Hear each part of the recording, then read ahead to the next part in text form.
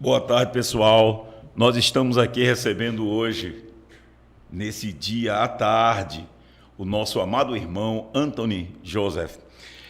É um membro da Assembleia de Deus que criou um canal, é um canal muito visualizado, os seus ensinamentos traduzem um conhecimento para todos que o assistem. E eu queria agradecer a presença, irmão Anthony, pelo senhor ter aceitado o meu convite e hoje está aqui participando. Eu não digo um debate, eu digo uma mesa redonda, onde a gente vai tratar de vários assuntos, inclusive do seu canal, da sua vida. Eu queria que o senhor fizesse as considerações iniciais. O senhor falasse do senhor, da estrutura do seu canal e depois a gente entra num bate-papo. Então a palavra está com você, Anthony. Amém. Glória a Deus. Eu quero agradecer primeiramente a Jesus e também ao Senhor, parabenizá-lo por esse espaço que o Senhor abriu para que mostrasse para o público o que está acontecendo em nosso ministério e também que esse canal aqui, ele vai também receber pessoas de outros segmentos e isso é muito bom para a sociedade.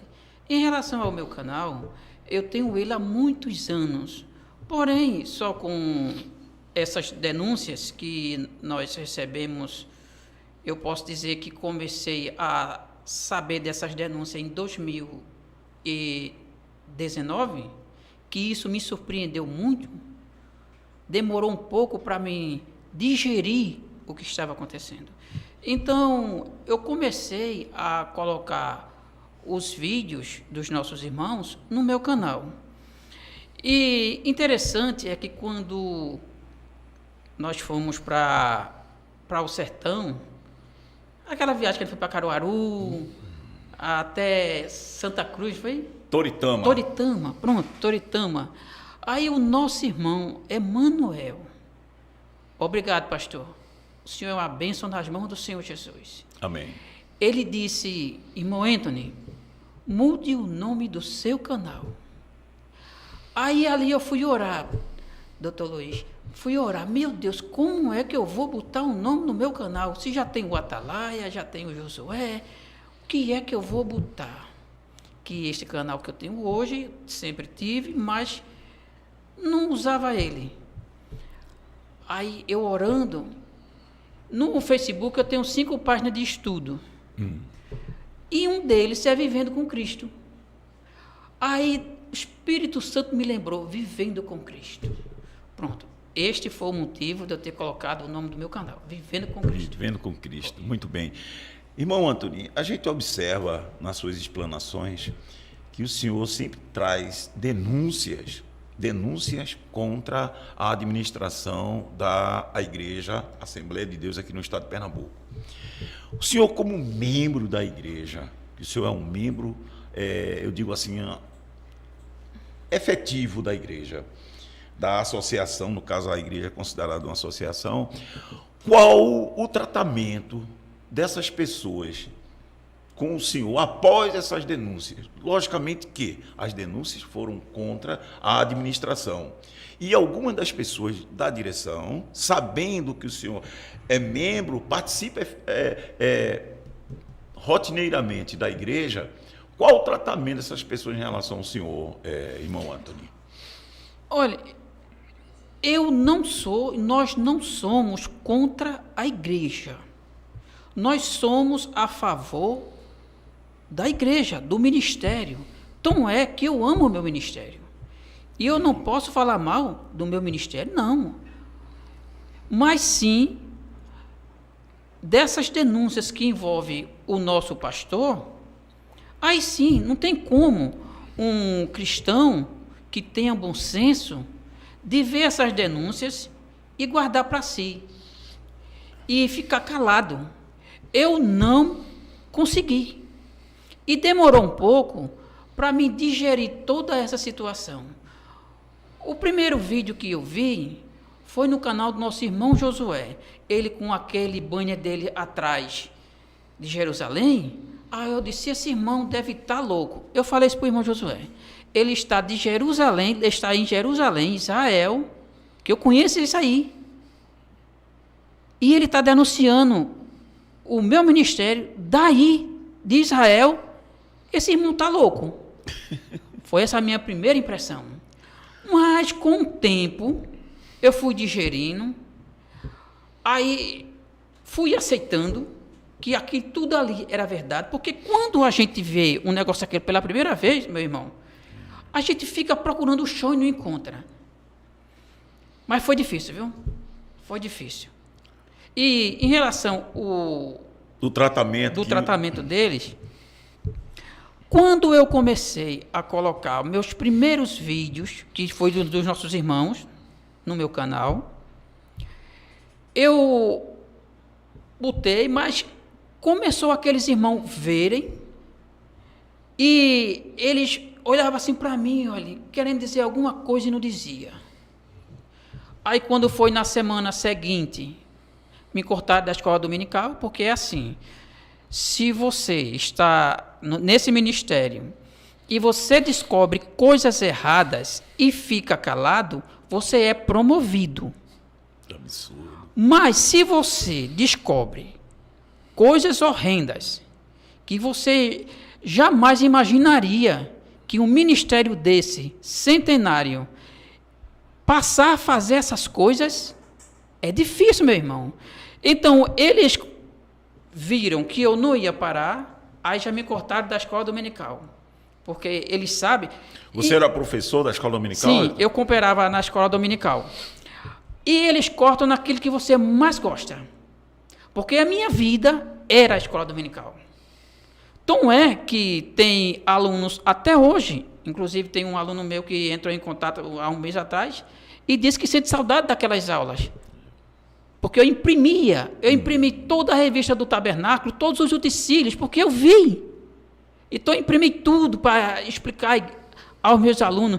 E eu chegava a ver, doutor Luiz Miguel, os olhos deles com lágrimas, porque sabe? A palavra de Deus é vida, sabe? né, Antônio? E tem outra informação que eu trouxe o candelabro de Israel, o menorá, trouxe um quipá, trouxe um talite, e quando levei para a igreja, para mostrar na escola dominical, eles ficaram encantados, porque você só vê de foto e agora você vê um físico para pegar. Então, esses alunos, até hoje, eles sentem falta das aulas. Sente falta do professor, sente sim. E eles cortam, no caso, a direção, aquilo que você mais gosta. Agora, vamos para o tratamento. Na minha consciência, eu dizia assim, pronto, estou fazendo essas denúncias. No primeiro, se eu não me engano, foi no dia 27 de fevereiro de 2019. Vou falar o nome dele. Pode falar. O coordenador Edson Leandro, na Santa Ceia, após servir a Santa Ceia, mais ou menos 21h10, 9h10 da noite, mais ou menos, ele me chamou de infectado. Infectado? Sim, porque ele disse assim, olha, esse presbítero aqui está assumindo hoje, ajude ele. Não faça como outras pessoas que, em vez de ajudá-lo, coloca peso nas costas dele. Inclusive, tem aqui o infectado que já está defamando o nosso pastor e a foto que ele botou a gente já recebeu. O pastor Edson Leandro, esse rapaz, coordenador da área 1. Ele é conhecido. Pronto. Inclusive, cortando um pouco aí a tua fala, mas você vai retornar. Você falou o nome desse rapaz, e eu me lembro, Antônio, que eu fui para fazer uma audiência em Floresta, certo? E lá em Floresta, sem que eu fosse para isso, eu fui fazer uma audiência. Quando os familiares desse meu cliente souberam que eu tinha vinculação com a Assembleia de Deus, chamaram os parentes, a filha do presbítero Nelson. Sim. E o presbítero, a filha dele veio, e como se fosse no ar de um pedido de socorro para mim, para que eu intercedesse junto à direção da igreja para ajudar a viúva, porque o pai já não estava mais, tinha falecido, certo? Ele saiu sem rumo na Caatinga e morreu de fome e sede. Mas aquela jovem senhora, ela contou um relato tão impactante que chegou ao canal de Hafner e as pessoas ficaram revoltadas com o conteúdo, com o tratamento dado àquela família. E eu procurei esse rapaz, porque ele era o coordenador, ele que era o responsável. Falei com ele. Ele me tratou de uma forma muito grosseira, certo? Me tratou assim como dissesse, olha... Esse que eu falei? Sim. Disse, olha, eu não tenho o que fazer. Procure aí o que você achar por direito. Então, você falou o nome dele agora, eu me lembrei que eu tive esse contato com ele pelo telefone, pedindo por tudo para que ajudasse aquela viúva. E a resposta foi uma negativa e um tratamento assim um pouco grosseiro comigo. Mas tudo bem, a família, graças a Deus, está lá vivendo, certo? A viúva com muita dificuldade do presbítero Nelson, mas está lá escrevendo a sua história de forma positiva. Enquanto isso, a gente vê aí avalanche de denúncias contra esses mesmos pastores. Aqui no estado de Pernambuco, está repercutindo muito mal. Inclusive, você sabe muito bem, hoje, a sentença que saiu recentemente, Sim. onde o gestor, através da igreja, entrou com uma representação criminal contra 2 irmãos da igreja, membros da igreja, e veja o resultado. Mas aí eu só quis fazer um parêntese, porque você falou o nome desse rapaz. Eu me lembrei desse contato que eu tive com ele. Mas pode continuar, Antônio. Sim, agora vamos falar em relação como eles me vê na igreja, né? Eles me vê como uma pessoa que está dando sendo o pastor dele. Eu achava que eles iam até me expulsar. Eu esperava isso dele. Eu não vou mentir, doutor. Eu esperava que quando eu começasse, que eu não aguentei, doutor, tantas denúncias. E o caso que mais me impressionou, os casos foram esse do presbítero Nelson, do interior do sertão, ali a sertão, a Grécia. Floresta. E do asilo. E do asilo. Não, doutor, olhe, eu começo a arrepiar todo, ainda não digeri esse assunto. Vou continuar nele. Sim, aí eu só sei o que eu achava que eles iam me expulsar. Mas, doutor, me surpreendei. Eles me tratam com todo respeito. Nenhum chega para falar nada comigo. A minha igreja, os meus irmãos, todos sabem, todos olham para mim, uns apertam a minha mão, chega lá, sabe? Outros olham assim de lado, mas não dizem nada. Sou bem tratado na minha congregação. Me surpreendi, porque eu esperava coisas pesadas. Inclusive, Antônio, você lembra muito bem que você participou de um protesto. E eu me lembro, o pessoal não está vendo, mas tem aqui uma bengala. Uma bengala que você usa por conta do AVC, sequela do AVC. E você foi uma das pessoas que estavam lá nessa condição, porque você sabe muito bem que tem o Eduardo Cândido, Sim. que também faz tratamento. E tinha ele segurando faixas. E tinha outra pessoa também de bengala, certo? Tinha pessoas que, aparentemente, aos nossos olhos, são pessoas frágeis. Eu sei algumas, de lá do grupo. Do grupo. Sei, sim. Então, você sabe muito bem. E elas me contaram. Pronto. Então, na audiência, o gestor-presidente da igreja menosprezou vocês exatamente por conta dessa condição. Sim. Ele disse 5 pessoas não tinham força nem de segurar as faixas. Veja que menosprezo pela figura humana, a figura de um membro da igreja. Você veja que soberba. E ele dizendo isso para um juiz de direito. Tanto é que o juiz, na sua sentença, disse que ele se postou como um homem superior a todos que estavam ali presentes. Quer dizer, que era um ser humano acima de todos. É assim que ele se sente. Acima até do que o próprio juiz que estava ali presidindo aquela audiência. Então, são essas coisas frágeis que aparentemente a gente olha e não dá nada. Mas veja quanto repercutiu na sociedade, inclusive em canais de TV, em jornais, a questão das denúncias do protesto. É isso que eu quero destacar, Antoninho, porque eu sei da sequela que você ficou depois do AVC, tá certo? É aparente, mas você é um homem que está dando fruto. Apesar de aparentemente frágil, mas você é um homem forte. É tão forte que você está... Quando você fala no seu canal, você fala com segurança. Isso é muito importante.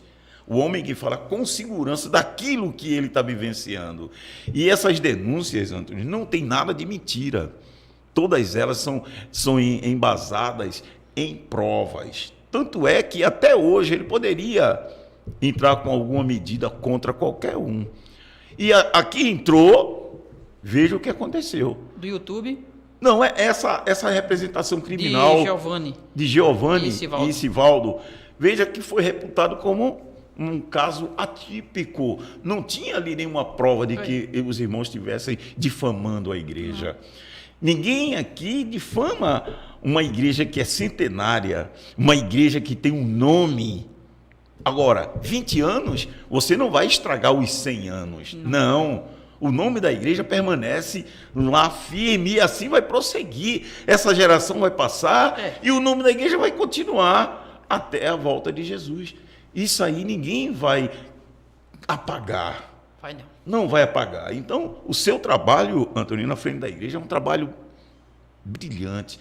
Você, como professor, você falou agora há pouco, realmente é de cortar o coração.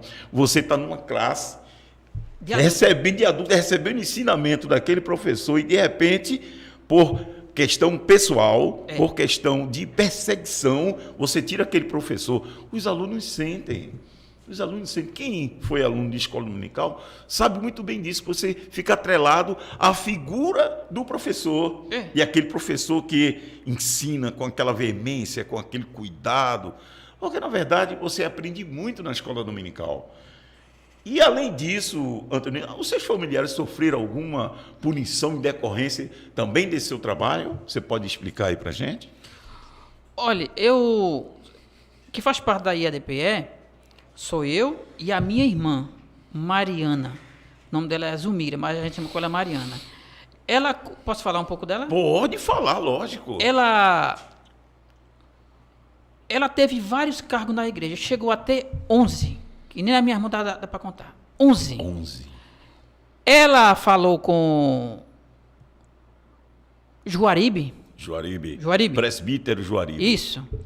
Que era presbítero dela. Ela falou para entregar uma secretaria.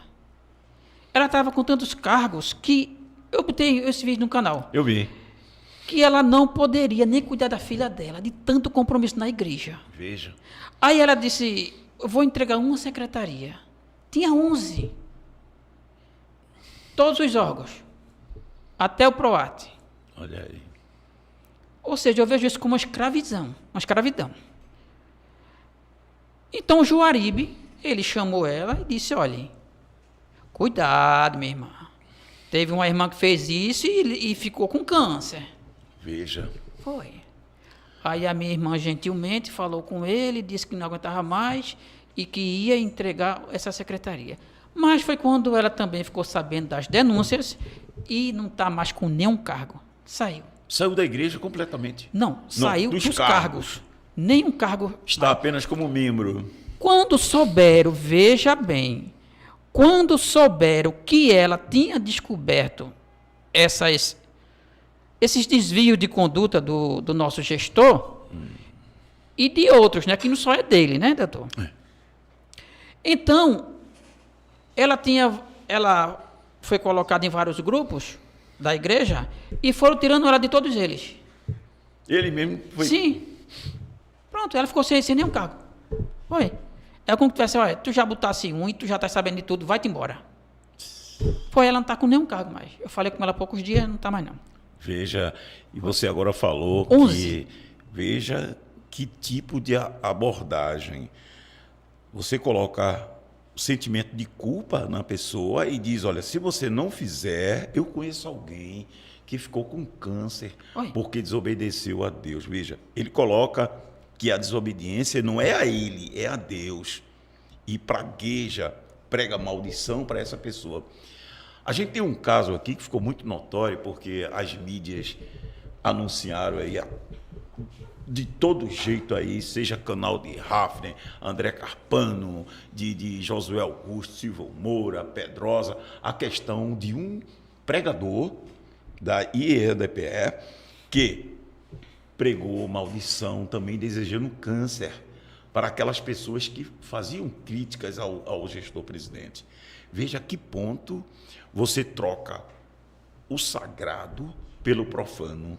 Você ali naquele momento, você estava utilizando um lugar que era de bênção, de pregação do evangelho para desejar maldição. É uma coisa terrível. E a pessoa diz, se não tiver um câncer, vai cair e morrer. Veja que desejo macabro, que desejo maligno que se coloca no coração para você falar daquilo. Porque você só fala daquilo e seu coração está cheio. É verdade. Então, seu coração está cheio de maldição. Para você lançar maldição para um irmão, a Bíblia manda a gente amar os inimigos. E em nenhum momento essas pessoas que criticam a gestão são inimigas da igreja. Pelo contrário, são pessoas que criticam porque longe do alcance do gestor. Porque ninguém que está ao lado dele vai criticar, mesmo sabendo que ele está errado. Anthony, tem colegas meus que são lá de dentro e falam bem claro isso. Miguel, a gente não pode dizer nada, porque se disser, a gente é punido. Então, você e o pessoal é a nossa voz. É isso, Anthony, que acontece. Infelizmente, a igreja trocou aquele ambiente sagrado para ambiente profano de maldições. O senhor percebeu que hoje 2 pessoas passaram por aqui, já falaram do mesmo assunto, que eles jogam câncer nas pessoas? Vejam que é a mesma doença que eles tentam fazer com que você fique com medo e não saia. Doutor, isso é muito sério, doutor. É sério. É como se você desobedecesse aquela orientação dada pelo gestor presidente, você seria, no caso, condenado a ter uma doença dessa terminal. Porque uma doença dessa, ninguém deseja a um ser humano. A gente tinha que amar o nosso próximo. Então, veja a que ponto a degradação das pregações. Ninguém prega mais aquela pregação sadia, aquele alimento sólido que todo mundo precisa e necessita, até para conviver aqui em sociedade. Mas não, você recebe um alimento desse amaldiçoado, um alimento desse só traz morte. Mas graças a Deus que eles não têm o poder.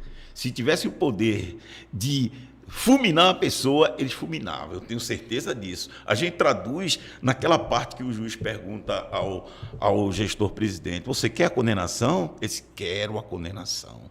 Quer dizer que, se dependesse dele, tivesse o poder na mão, podia se perguntar, você quer que essas pessoas sejam eliminadas? Ele diria sim, quero. Acredito que sim. Quero, porque como é que um ser humano deseja a condenação do outro? Assim, sem mais nem menos.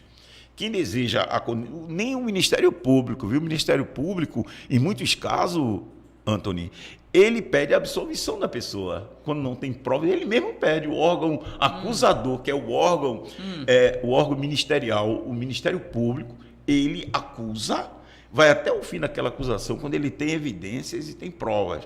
No caso, sendo julgado condenado, quem vai condenar não é o órgão acusador, é o julgador. Nesse caso, não. Nesse caso, ele fez a acusação e ele já queria ser o julgador e condenar. Não pode ser assim. Nem o órgão acusador, muitas vezes, ele segue naquela acusação. Eu já fiz júri, Anthony, em que o Ministério Público seguiu até um determinado momento. Aí, quando chega no tribunal do júri, ele pede a absolvição daquela pessoa. Por quê? Porque não se tem prova contra aquela pessoa. Então, o Ministério Público não vai ser irresponsável nem pedir a condenação de alguém que você é conhecedor inocente. Então, a gente está se deparando, infelizmente, eu não digo, Antônio, só aqui em Pernambuco, mas eu posso dizer em todo o Brasil, a gente está numa degradação. Eu tenho recebido denúncias e mais denúncias de fora. De fora. Aí pode destacar aí, Antônio, tudo isso que você sente, que você vê como membro da igreja, você vê essa degradação, você vê a política nos púlpitos. Faz uma análise disso aí, Antônio. Olha, doutor, já que o senhor pediu para fazer uma análise, eu vou lá para o início. Quando eu aceitei Jesus, aceitei em janeiro de 2001. Quando foi em janeiro de 2002, eu já estava evangelizando. Que tem todo um período de formação, né? Em janeiro de 2002, quando nós terminamos a evangelização no domingo à tarde, eu sei até o local. Ficou aqui, olha. Na cabeça, não sai, na mente. Aí tinha um irmão do grupo que passou todo o período de 2 horas junto, que são 2 horas de evangelismo. Triste. E a gente conhecia ele, não sabia que ele era assim, triste. No final do trabalho, quando oramos para terminar, aí perguntamos a ele por que ele estava tão triste, esse integrante do grupo. E ele respondeu: é porque ele disse o nome da pessoa, está desempregado, ele é dizimista, e foi no Tempo Central ver se conseguia uma cesta básica. Isto eu vi e ouvi, e sei até o local. Isso ficou na minha cabeça, porque eu não acreditei. Ele disse, e o irmão veio para cá, que ele morava lá no bairro também. Não trouxe a cesta básica. Mas ele ainda chegou mais triste do que foi, porque contaram para ele que o pastor deu um carro de presente a um pastor que fez aniversário na semana passada. Então veja como é antagônico.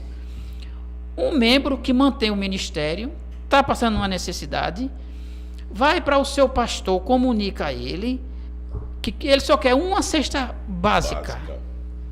E ele não dá.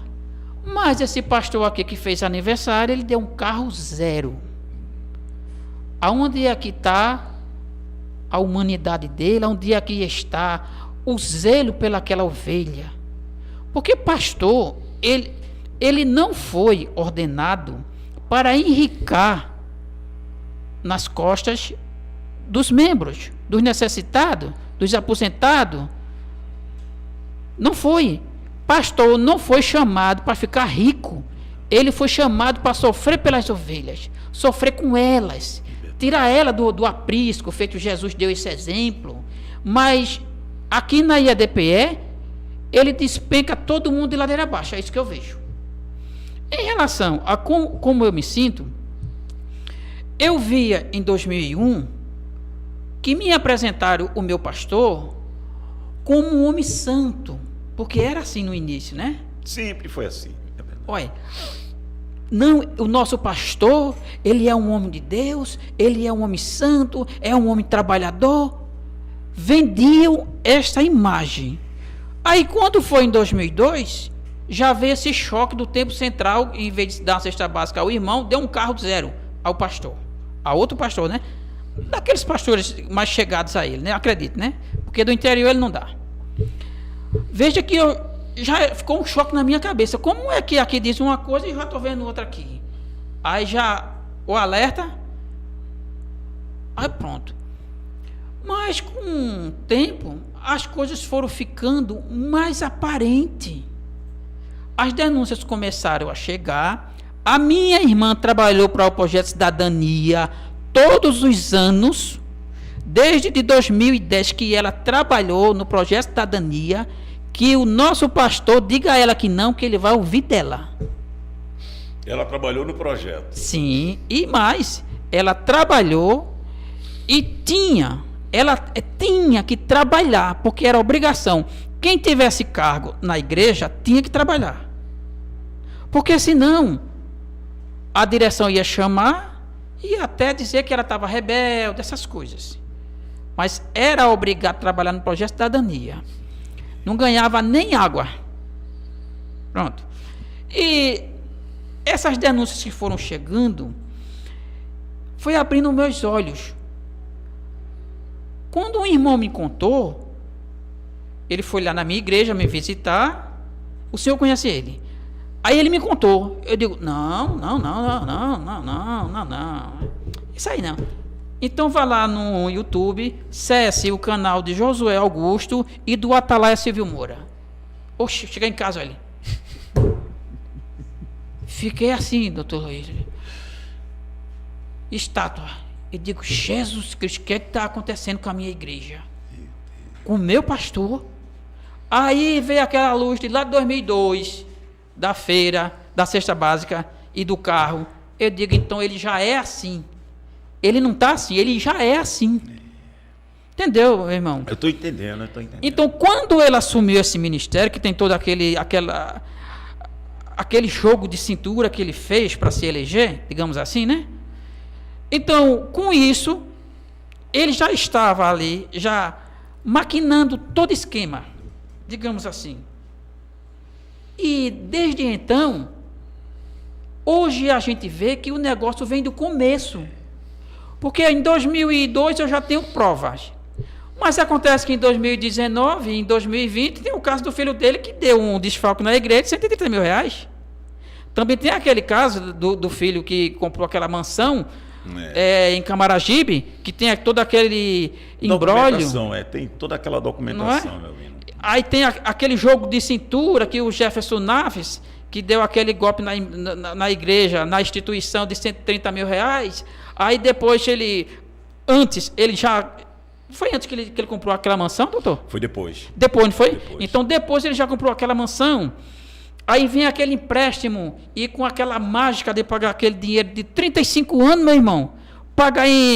Ele tinha pago 1 ano e poucos meses. 1 ano e 2 meses, 3 meses. Ele tinha pago. Não é isso? Aí ele foi lá na caixa e sentou-se na mesa e disse, olha, quanto é aí? Olha aqui o dinheiro. Ó. Aí eu quero saber se é que o gestor Ailton, o nosso pastor presidente, se é que ele pode me receber. Eu vou só chegar lá e falar como estou falando para o senhor aqui.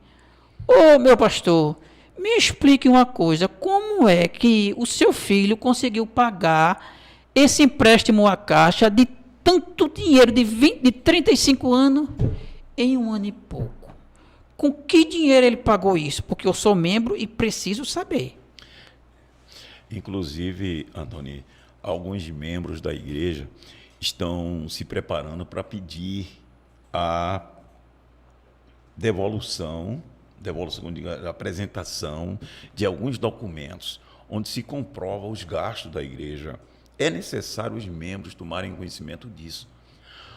É necessário a igreja em si, a membresia, saber aonde está sendo direcionado o dinheiro dos dízimos, porque quem contribui subentende-se que queira a prestação de contas desses valores. Isso é em toda instituição séria, você tem essa prestação de contas. E na igreja, a gente viu o preposto, o representante legal da igreja, dizer em audiência que nós não temos a obrigação de prestar contas a membros.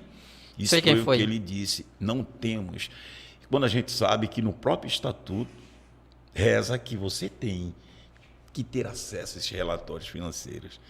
Então, o irmão Eduardo Cândido já entrou com essa ação, o juiz já deu 5 dias para a apresentação desse documento, que é apenas um documento, mas que Eduardo vai entrar com outras ações também para ver outros documentos.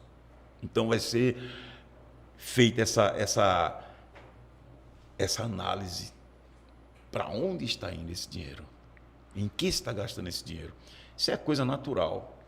Até uma instituição pública ou um gestor público, ele tem que prestar conta da sua administração. É uma coisa natural em qualquer instituição séria.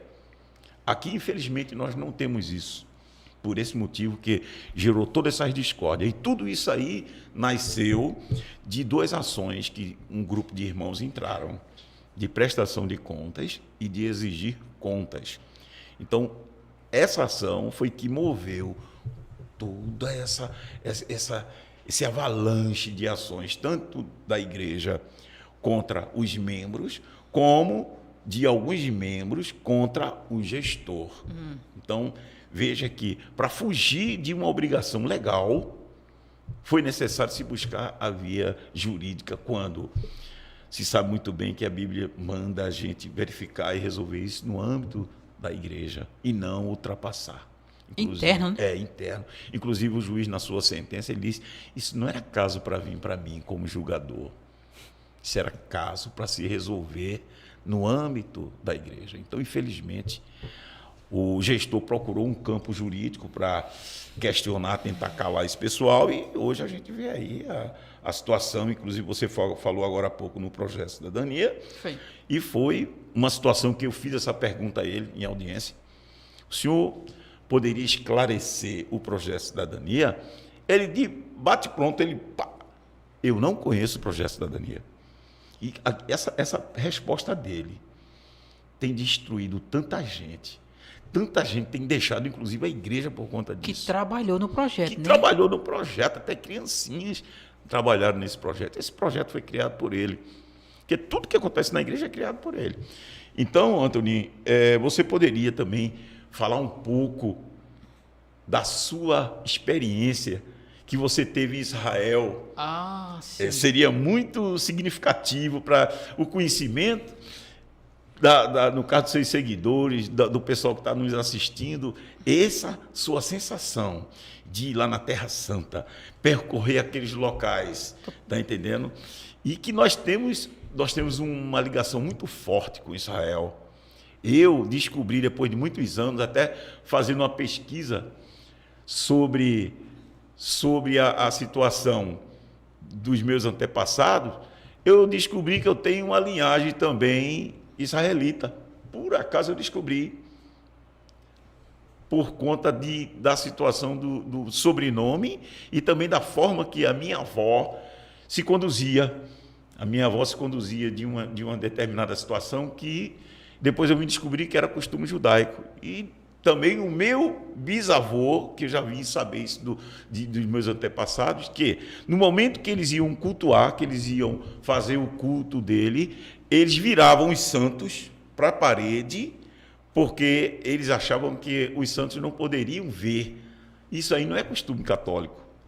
Só poderia ser costume judaico. Então, tem um pedacinho, até pelo amor que eu tenho a Israel. Então, eu gostaria de saber a sua experiência lá na Terra Santa, Antony.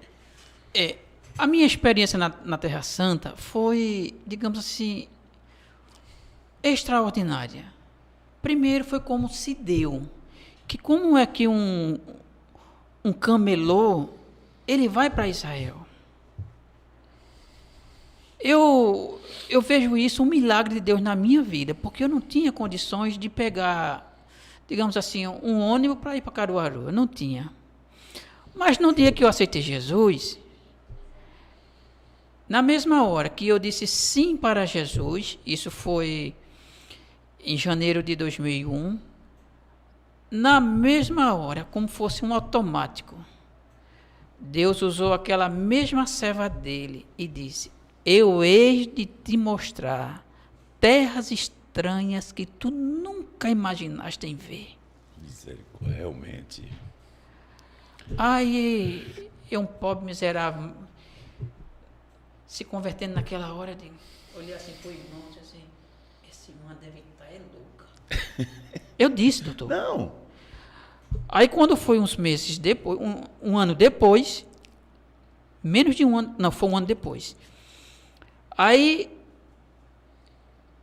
eu estava em casa, ouvindo a Maranata, que eu gostava muito do programa Azeite na Candeia, com Valério Alves, certo. Cantor Valério Alves. Aí ele disse assim: Deus está me dizendo que você está indo para Israel e compareça em prazeres na casa de ração do irmão Emanuel. Naquela hora, doutor, eu recebi uma descarga do céu e comecei a marchar dentro de casa, chorar. Eu chorava feito menino. Aí, quando foi, isso foi no sábado, no domingo eu fui para a escola dominical, fui para a campanha. Quando foi de noite, Deus me mostrou eu andando numa terra que não tinha piso, a terra bruta. E quando eu pisava, a poeira subia. Quando eu olhava assim, eu via umas árvores como que tivesse seus galhos retrocedidos, né? Aquelas árvores antigas. Aí, e quando eu olhava assim ao meu lado, estava o meu vizinho de trabalho. Aí eu disse, meu Deus, quando eu olhava para o outro lado, estava o hotel. Aí eu digo, isso é uma viagem. Aí, na segunda-feira, cheguei lá no trabalho, falei para o irmão, olha, Deus me mostrou que eu e você vai para Israel. Ele disse, como é a história? Você não acredita nisso? Eu acredito. Eu disse, então vamos agora lá para Prazeres. Ah, mas tu tem um endereço? Eu digo, tem não. Deus vai levar a gente. A gente vai pegar o ônibus Brigadeiro Ivo Borges, e não sei se existe mais, e a gente vai descer em Prazeres. E Deus vai mostrar a loja. Eu só sei o nome do homem, que é irmão Manuel. Olha, doutor, eu desci ali na 103 FM. Do outro lado tem uma casa de ração. Correto, correto. Mas eu não sabia que era ali. Eu senti o desejo de descer ali. Quando eu desci, eu e o irmão Valdique, do outro lado tem uma loja de ração, e essas lojas compridas, tem um fundo lá. Aí, enquanto eu atravessava, o irmão Valdique, a rua, que é larga, aquela avenida ali, o irmão me tinha visto lá dentro da loja dele, a loja dele é extensa para dentro. Enquanto eu andava para a loja, ele saía de lá. Aí a gente chegou a ser bem pertinho do outro. Aí eu disse, o senhor é o irmão Emanuel? Ele disse, sou, e Deus me disse que vocês dois estão indo para Israel. Realmente é uma coisa... Foi. Aí já viu, né? Foi chororô. Um camelô, hein? Foi. E dinheiro que não tinha. Só que eu sou camelô. Não estou agora porque não posso trabalhar. Inclusive, doutor, eu ando com a órtese aqui. Para me ficar em pé, eu tenho que estar com ela. Senão eu caio. Ainda tem isso. E a minha cabeça, de vez em quando, graças a Deus que não aconteceu aqui ainda. Tem hora que a minha cabeça, ela para. Porque aqui tem uma parte do cérebro que não funciona. É um milagre eu estar de pé. Amém, amém. E falando. Então, hoje eu já estive aqui com 2 milagres. O primeiro foi Eric Ribeiro e agora... De manhã. O irmão, Dom Antoninho. Eu cheguei a ficar na cama do hospital com todo o lado direito paralisado. Nem falar eu falava. Tive que aprender a andar, a comer, a falar, a escrever, a ler. Tudo novamente. Por isso que quando eu leio, eu paro. Porque a cabeça começa a doer. Entendeu, meu irmão? Estou entendendo. Então eu sou um milagre nas mãos de Jesus. Verdade. Ele me tirou da cadeira de rodas. Em 6 meses eu comecei a andar. E estou aqui para a honra e glória ao Senhor. Amém, amém. Continuando. Então eu só sei que na época começou a surgir umas bolsas escolares. Eram as pastas que tinham uns nomes famosos. Então um homem deixou lá, um fabricante, aquelas 200, 300 bolsas. Não dava nem tempo de encher para botar no mostruário. Era a gente levando 2, 3, 5, 6. Olha, doutor Luiz Miguel, se trouxesse 500 bolsas eu vendia num dia. Misericórdia. Foi. É como se fosse a multiplicação dos Isso. pães, né? E olha que eram 2 pessoas que iam. Eu e meu vizinho. Então a gente comprou a mesma mercadoria. Quando completou 18 mil reais, que foi na época, era muito dinheiro. Muito. Quando a gente completou os 18 mil aí, acabou os clientes. Foi. Acabou os clientes. Aí nós fomos para Israel. O senhor lembra que no sonho tinha umas árvores retrocidas, árvores antigas? Ali é o Getsemane, meu irmão. Aquelas árvores, segundo os guias, ela tem mais de 2.000 anos. Retorcida lá, né? Eu vi recentemente do canal Aline Israel, que eu sou seguidor desse canal. Ali não conheço. A Aline mostrou isso lá no Jardim Já do conversei Getsemane. com ela. Inclusive, faz poucos dias que ela postou isso. Árvore grossa, assim, ó, o tronco delas. Então, doutor, aí, lembra do hotel que eu vi? Foi onde eu fiquei hospedado. Olha aí. Veja, Deus me mostrou, antes de eu ir para Israel, qual era o hotel que eu ia ficar. Eu, irmão Valdir e o grupo.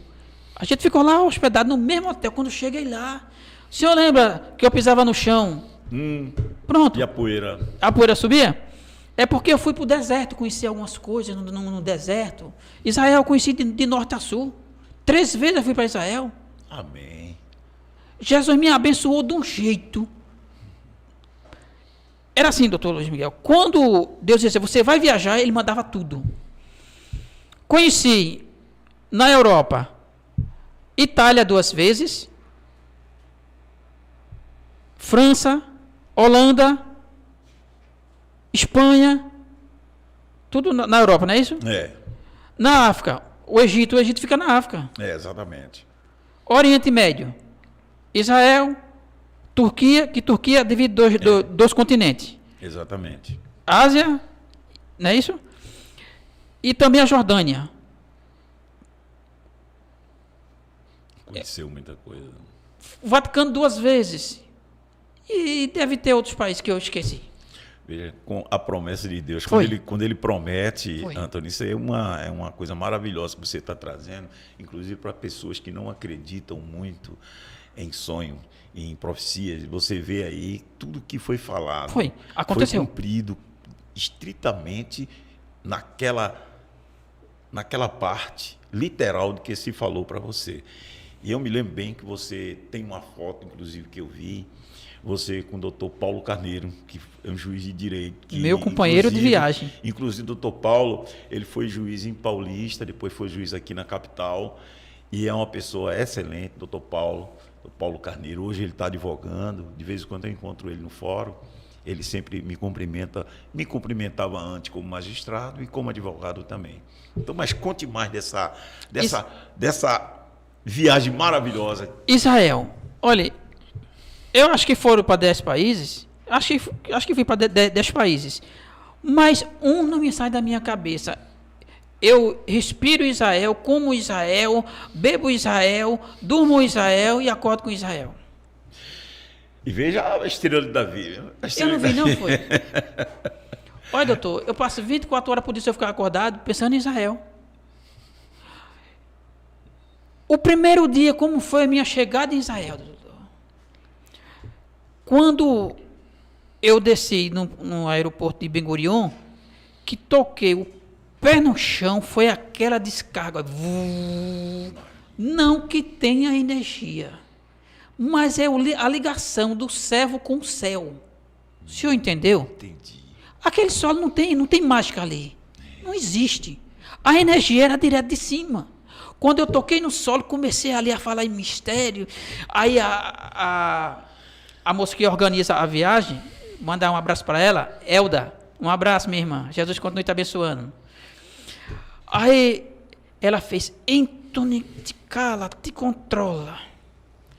E ali, aí, aquela energia, sabe? Bom, aí só sei que no outro dia, a gente foi para Tel Aviv, polo industrial, né? Tel Aviv, Aí a gente conheceu o Jope, onde tem a história de Jonas, a baleia, né? Tem toda aquela história, tá tudo lá. Tá tudo lá. Tá tudo lá. Não morreu nada, não acabou-se nada, a história tá viva. Quanto mais tentam, mais ela não fica consegue. em evidência. Fica em evidência. Aí fui para Monte das Oliveiras. Eu fiquei no lugar mais ou menos aonde o nosso Jesus ele vai descer. Porque a Bíblia diz, aqui eu gosto um pouco de escatologia, sou um pouco curioso. A Bíblia diz que ele vai chegar ali e aquele monte ele vai rachar o meio. E a porta dourada, ele está ali até hoje fechada. Só vai abrir quando ele chegar. O interessante é que lá em Atos, quando ele foi se despedir dos discípulos, tem até a metragem dele, viu?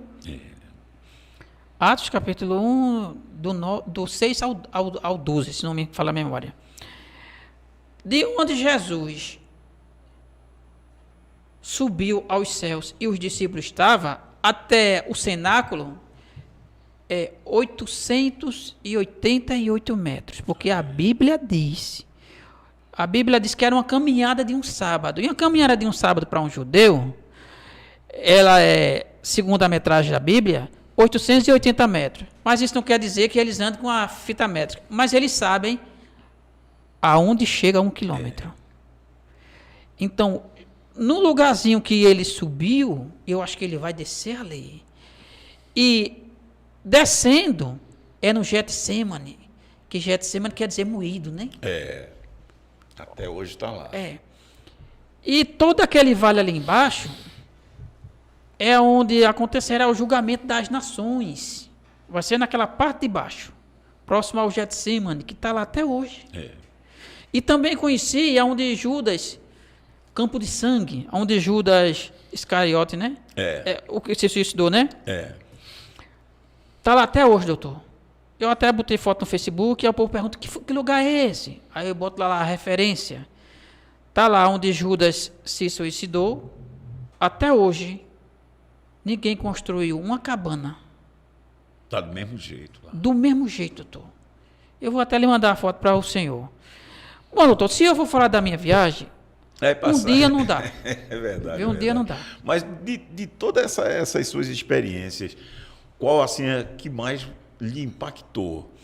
Olha, o que mais me impactou foi quando eu entrei no túmulo de Jesus. Lembra do irmão que eu vi no sonho? Que ele foi para a viagem para Israel? Ele entrou por coincidência, ou foi providência divina? Foi ele que entrou comigo no túmulo. E quando eu entrei ali no túmulo, eu falava tanto em mistério ali, que não estava nem percebendo. Aí quando a gente saiu, que tem fila para visitar o túmulo, não é o túmulo que está dentro dos muros de Jerusalém, a cidade antiga, é o que está fora, que é esse que eu considero. Certo. As outras denominações consideram de dentro dos muros, que segundo o povo de Israel, uma pessoa morta não poderia ser enterrado dentro dos muros, seria fora, não é isso?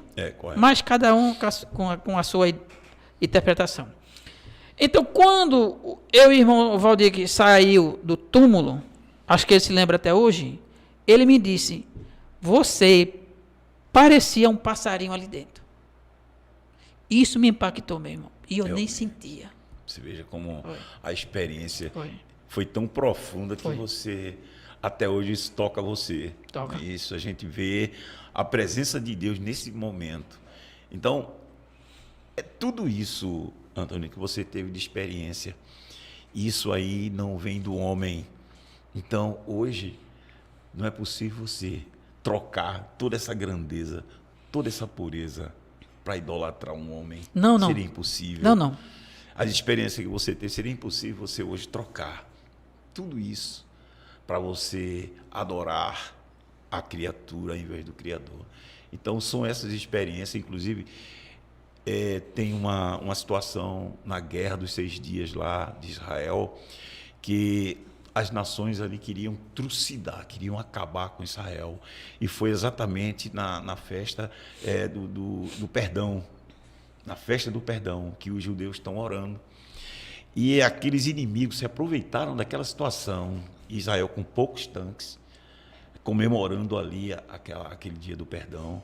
Eles, sabendo que os israelitas estavam orando, eles procuraram vir com a maior força possível para passar aquela montanha, que eu estou esquecido o nome, e daquela montanha era a única divisão que tinha, evitando que eles chegassem em Israel. Golã, as montanhas de Golã. As montanhas de Golã. De Golã. Eu tive lá. Você teve lá, tive né? lá. Pronto. Então, os sírios, os egípcios, tudo ali com seus exércitos fortemente armados, eles disseram isso, um dos generais disseram isso e testificaram. Ele disse que quando a gente ia trucidar, veio uma mão mandando parar. Aí ele disse assim, você acha que eu seria louco de avançar contra essa mão? Veja que hoje Israel vive dessa forma, num país pequeno, cercado de inimigos por todos os lados, mas está lá, porque é o relógio de Deus aqui na terra. Então, essas suas experiências, Antônio, eu gostaria de vivê-las, mas Deus preparou, não para todos, nem todos vão ter esse direito de chegar à Terra Santa. Mesmo que tenha condições, né? Mesmo que tenha condição. Você veja, você foi junto de pessoas, empresários, de pessoas que tinham condições, mas Deus fez com que você tivesse esse presente e essa experiência que lhe impactou até hoje você... Então, são coisas que tão nobres dentro da gente que jamais a gente vai esquecer. No seu caso, eu acho que você vai carregar isso pro resto da vida.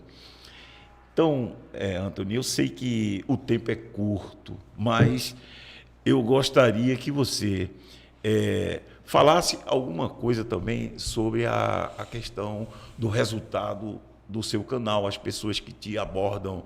Irmão Antony, o senhor está certo. Irmão Antony, o senhor está falando verdade. Aconteceu alguma coisa nesse sentido, Antony? Sim, doutor. Quando eu vou lá olhar se tem algum comentário, aí tem sim algumas pessoas que dizem assim: olha, eu gosto do seu jeito de se expressar porque o senhor é calmo. Mas nem sempre eu sou calmo, doutor. Mas é aquele meu jeito de fazer o vídeo. E aí tem outras pessoas que dizem assim: mas será que isso é verdade mesmo? Pronto, feito o caso do asilo, eu respondi um comentário hoje. Eu não sou de responder comentários, porque evita comentários e mais comentários, rebatendo, né, o assunto, né? E para evitar isso, eu não gosto muito de responder, porque tem sempre uma pessoa que é do contra, essas coisas. Aí eu vi um comentário de uma pessoa dizendo que realmente isso é verdade, falando sobre o asilo.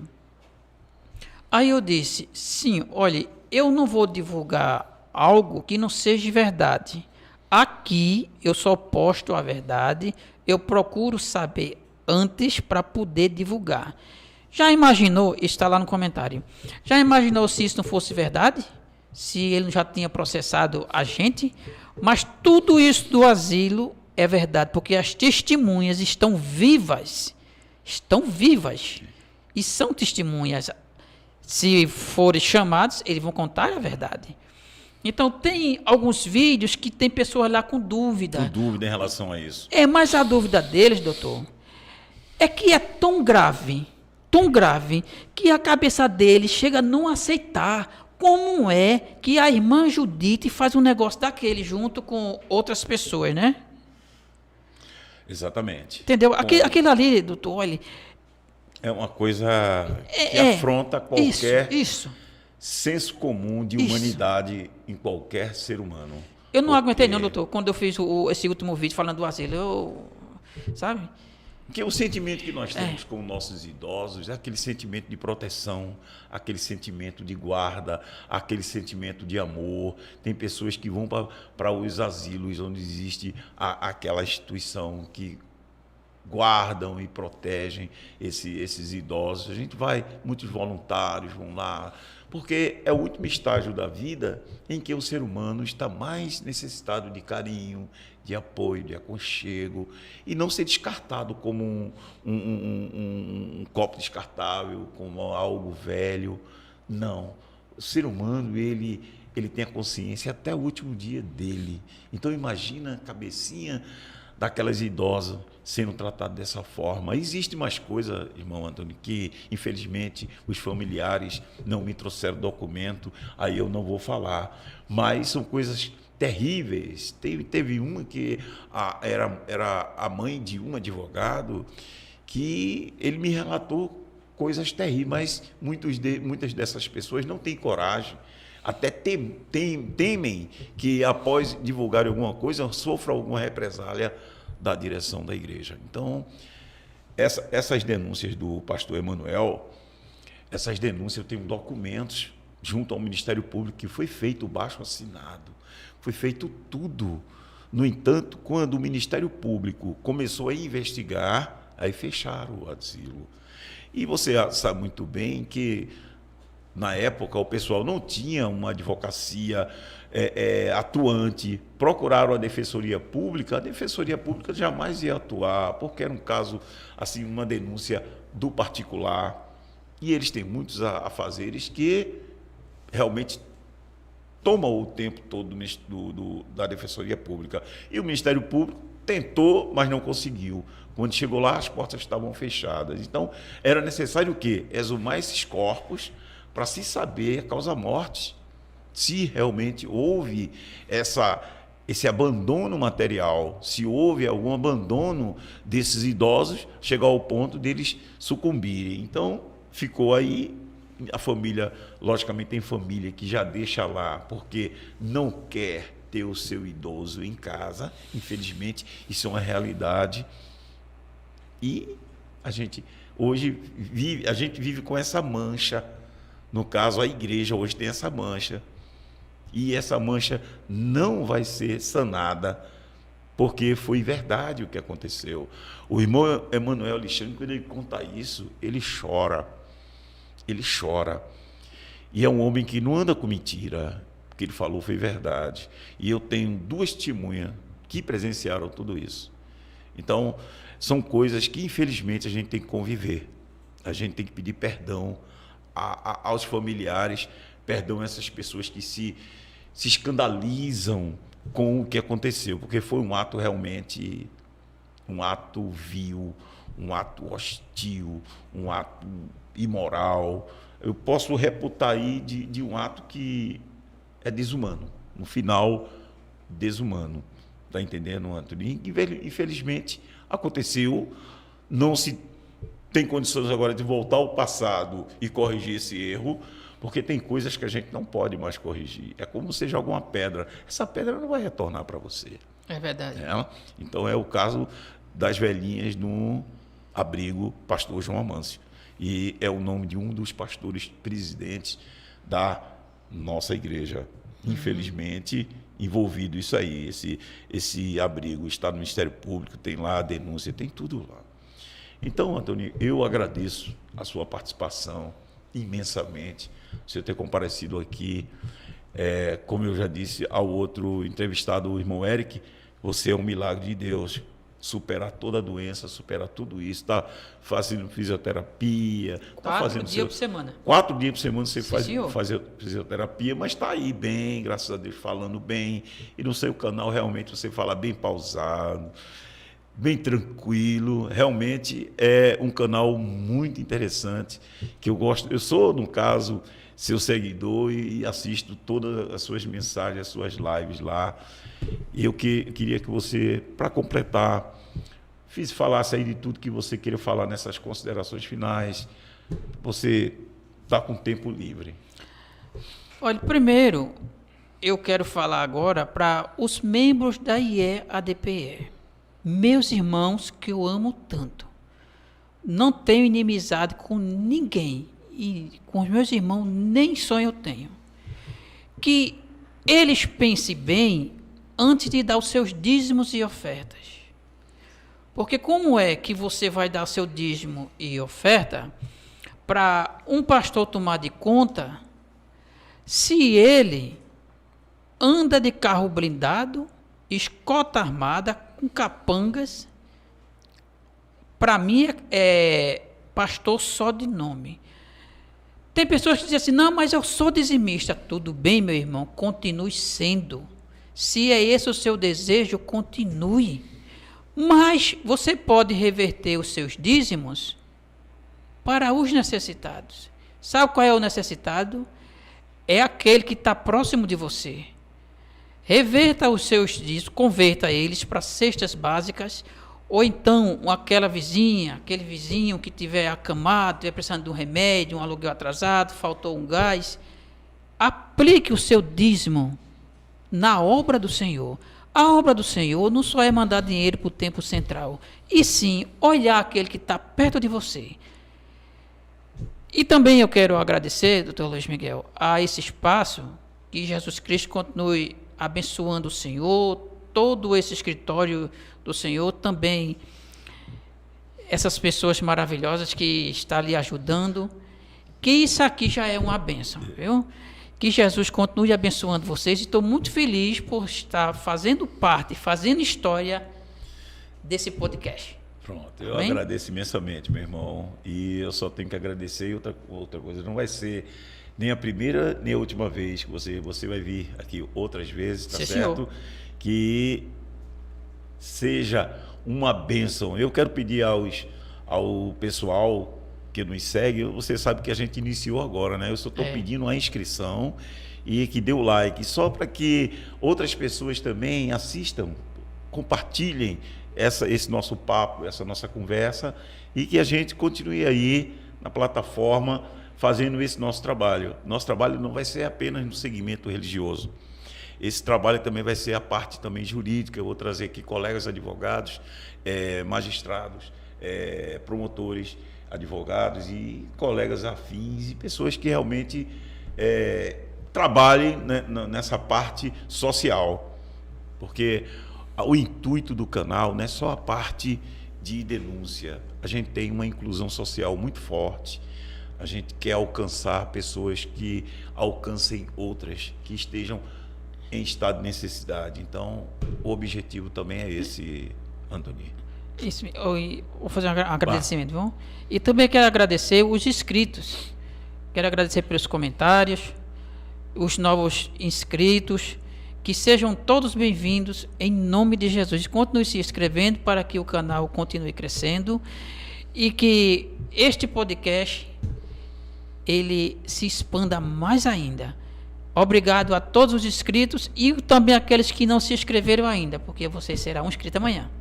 Amém, amém, amém.